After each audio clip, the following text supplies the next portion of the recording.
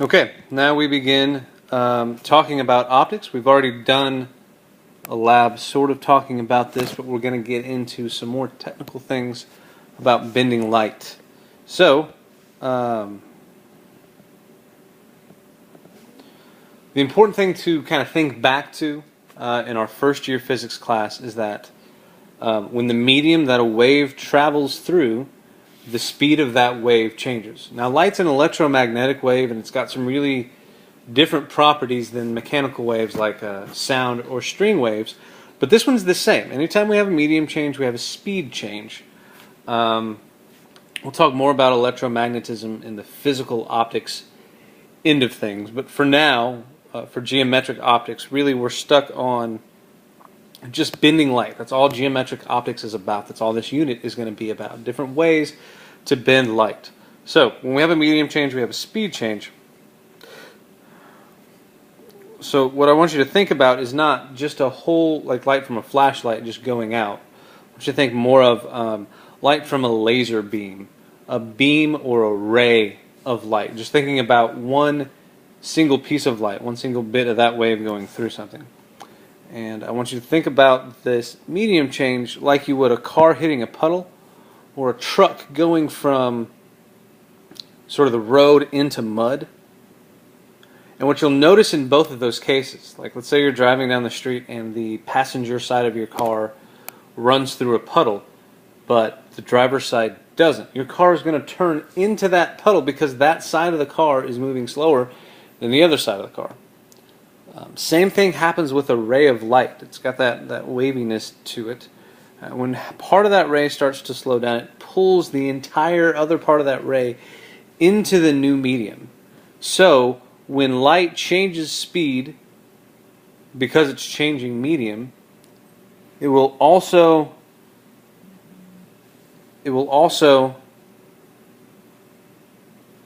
change direction.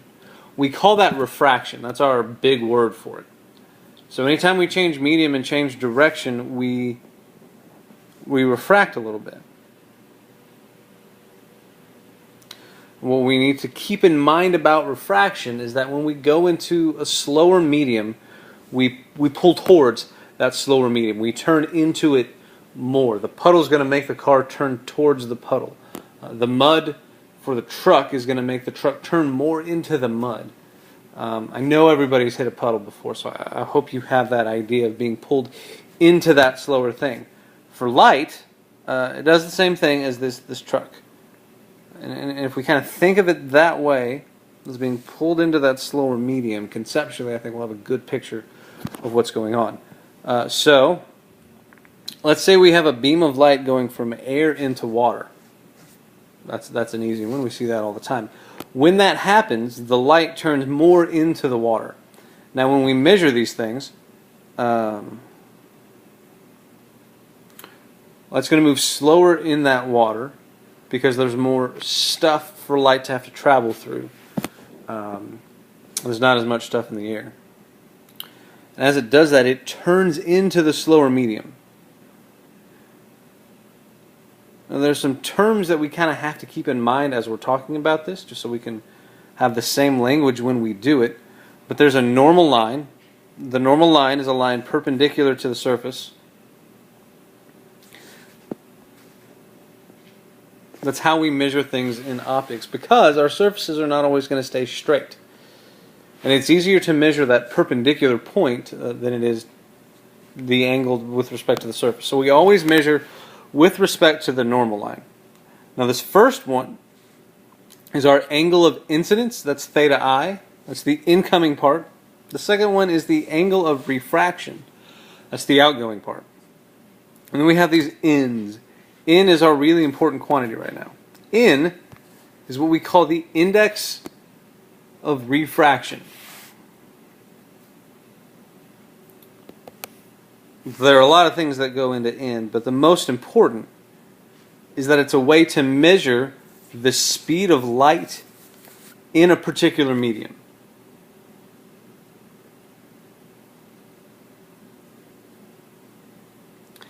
N tells us sort of how much slower light's going to move in that medium than it moves in empty space. Now, plain air has an index of refraction of 1.001, and so we usually just say that the index of refraction of air is 1. We talk about solid objects a lot, and liquids like water. So water has an index of refraction of 1.33.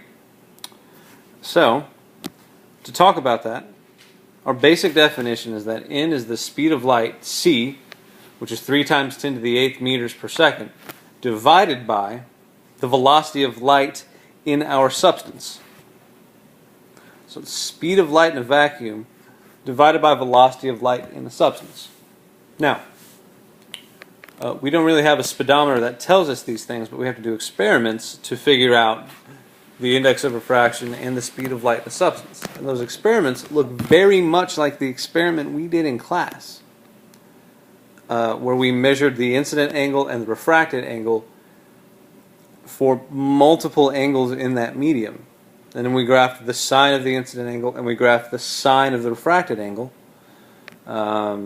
with respect to each other, got a straight line. And the slope of that line told us the ratio of those indexes of refraction. That's how you find out the index of refraction of an object. We don't do any calculations on the medium to figure out how fast light goes in that medium.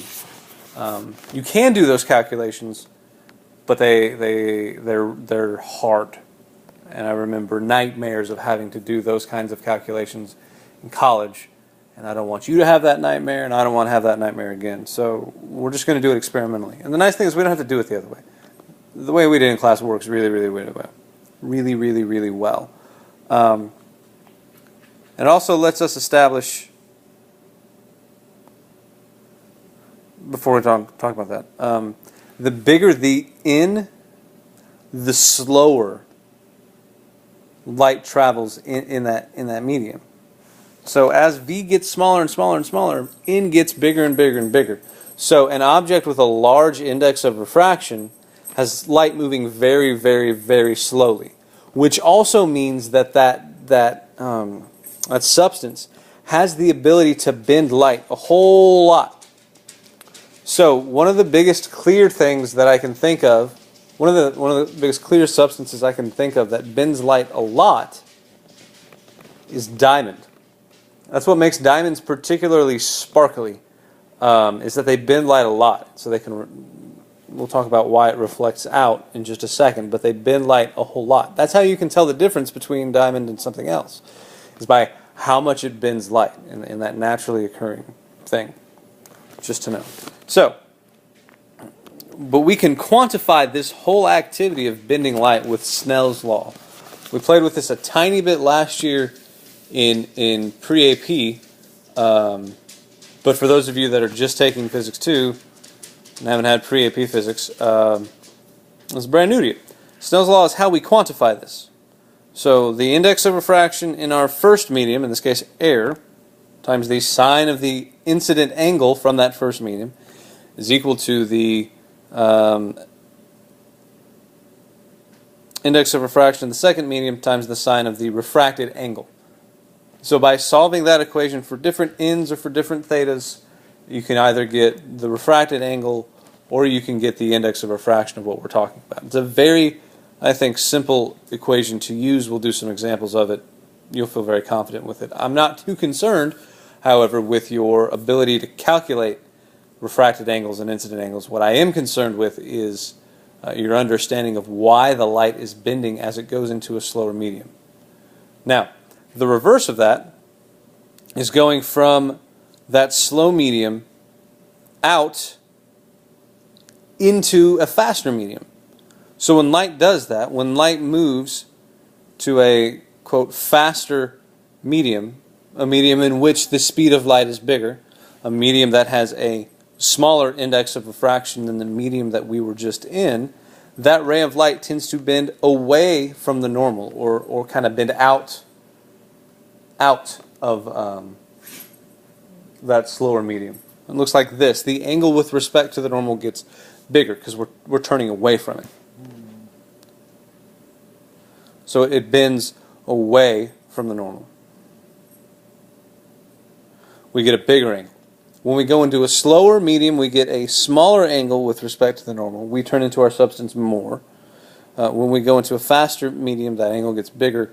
We turn out of the substance is the way to kind of talk about that. Now, some cool things start to happen because there's a limit to this. And you can kind of see it. If we begin to increase the angle of incidence in that slower medium, if we move to something like that, we get to a point where the light is refracted parallel to the surface. So when light comes in at this, quote, critical angle, this is the name for it, at the critical angle, the refracted beam of light is parallel to the surface. It can't bend away anymore. That's sort of our limit. That's why we call it the critical angle. So the refracted beam is parallel to the surface. So there's some math that goes along with that. We're going to call, in this case, our slower medium, medium 1, and our faster medium, medium 2. So for this, in 1, sine theta critical. So we're shooting an incident beam at the critical angle in our slower medium. That's going to be equal to N2 times the sine, and in this case, since it refracted parallel to the surface, perpendicular to the normal, my angle of refraction is 90 degrees. So what we can do with that, as if we continue this out, looking at it, sine of 90 degrees is just 1. So let's reduce that to 1, and let's go ahead and solve for sine of our critical angle. So sine of the critical angle is N2 over N1, and then if we take the inverse of the sine, we can actually find that critical angle. What we have to keep in mind is that this only works when N2 is smaller than N1, or we only get this critical angle thing happening when we move into a faster medium.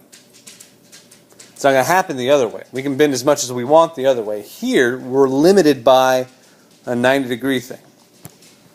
So something really, really cool that happens is if we come in at an angle greater than our critical angle. When that happens, when light comes in at an angle greater than the critical angle that we just talked about, it doesn't refract. It actually stays inside of this new substance.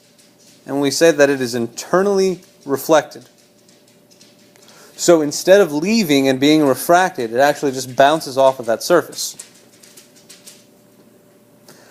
And again, with reflection, and you've seen this before, and you kind of know it intuitively, the angle that we come in with is the angle that we leave with. We'll play around with this in demonstrations in class, but it's reflected with the same angle. We call this total internal reflection. And you see this, hopefully you've seen this all the time. This is how a prism works. This is how fiber optic cables work. This happens to you when you are in the pool looking out at a certain angle. You begin to see a reflection of the bottom of the pool. When you are inside of a substance that is bordering with a substance that has a faster speed of light, you can actually see a reflection in it. Maybe the best example, especially because we're in Texas and it's hot, is the Mirage that you see out on the road. So the cool air that you're in, relatively, is cooler, so light moves slower than the hot air right next to the road. If you look way out on the road, at that border, you can see this total internal reflection happening. That's what gives you that shimmery, watery kind of feel. So we'll do some things in class that get us a little bit more familiar with this. This is our stepping stone into talking about how lenses work, and how a lot of optics works. Is this Snell's law and this idea of total internal reflection.